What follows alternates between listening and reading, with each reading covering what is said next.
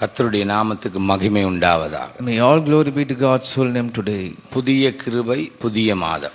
New grace and a new month. 2024 July 7ஆம் தேதி. This is the month of July 7th in the year of 2024. இயேசுவின் நாமத்தினால் அதிசயங்களை காண கிருபை செய்வீராக. In the name of Lord Jesus Christ, let God make us see miracles in our lives. Amen. Amen. அதிசயமாய் வாழ்கின்றோம். We live in a miraculous way. அதிசயங்களை காண பண்ணினார். God made us see miracles in our lives. அதிசயங்களினால் தேவ நாமத்தை கொண்டாடுவோம். Let us celebrate God's name with miracles in our lives. தேவைகள் சந்திக்கப்பட்டு தேவ நாமத்தை கொண்டாடுவோம். Let us celebrate God's name because our needs have been fulfilled. Amen. Hallelujah. Amen. Hallelujah. முதலாவது குறிப்பு. As my first point, இருந்ததே கிருபை. there was grace. 2 Raja 4:2. The book of 2 Kings chapter 4 verse 2. Elisha அவளை நோக்கி, நான் உனக்கு என்ன செய்ய வேண்டும், வீட்டில் உன்னிடத்தில் என்ன இருக்கிறது என்று சொல் என்றாள்.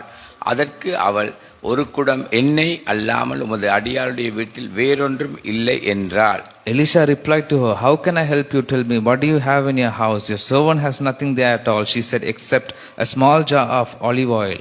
வருமானம் செத்ததாயிற்று. The income has reduced. அந்த வீட்டிலே வருமானம் செத்ததாயிற்று. In that house, income has reduced. ஒன்று நடத்தப்படுகிற கிருபை. One was led by grace. நடத்தப்பட்டதும் கிருபை. And it was led by grace. 2 இருப்பதே ஒரு குடம் எண்ணெய் தான், இதுவும் அதிசயம் என நினை. To all what we have is only a pot of oil. Consider this as a miracle too. மூன்றாவது, தேவனுக்கு கீழ்ப்படிவதே நோக்கமாய் இருக்கட்டும். 3, let obeying God be our purpose. நாலாவது, நீயும் ஜீவனம் பண்ணி 2 சந்ததியின் ஜீவனம் பண்ணும் அளவிற்கு அதிசயமாய் நடத்தப்படுவாய். For you will be led by God as for you to live, for your descendants to live miraculously. இரண்டாவது குறிப்பு. As my second point, நம் தேவன் வருமானத்தை பெருக்குகிறவர். our God will increase our income.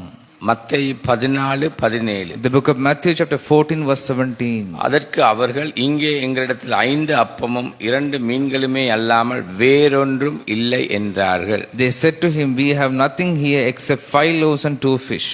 தேவன் வருமானத்தை பெருக்கிறவர். God will increase our income. 1 5 அப்பம் 2 மீன்களும் அதிசயம் என நினை. One, remember that 5 loaves and 2 fish are miracles. இருக்கிற 5 அப்பம் 2 மீன்களும் அதிசயம் என நினை. Remember that 5 loaves and 2 fish are miracles. 2 அதிசயத்தை தேவ கிருபைக்கு ஒப்புவி. To dedicate all your miracles to God's grace. 3 அதிசயங்களை பங்கிட பண்ணி நடத்துவார். God will lead you to share your miracles in your life. 4 தேவ அதிசயங்களால் திருப்தியை காண பண்ணுவார். God's miracles will make you experience satisfaction in your life. மூன்றாவது குறிப்பு. As my third point, அதிசயமாய் நடத்தப்படுகின்றோம். we are being led in a miraculous way. ரோமர் 8:36-38 வார்த்தை. The book of Romans chapter 8 verse 36 and verse 38. கிறிஸ்துவின் அன்பை விட்டு நம்மை பிரிப்பவன் யார்? உபத்திரவமோ, வியாகுலமோ, துன்பமோ, பசியோ, நிர்வாணமோ, நாசமோசமோ, பட்டயமோ? Who will separate us from the love of Christ? Will tribulation or trouble or persecution or famine or nakedness or danger or sword?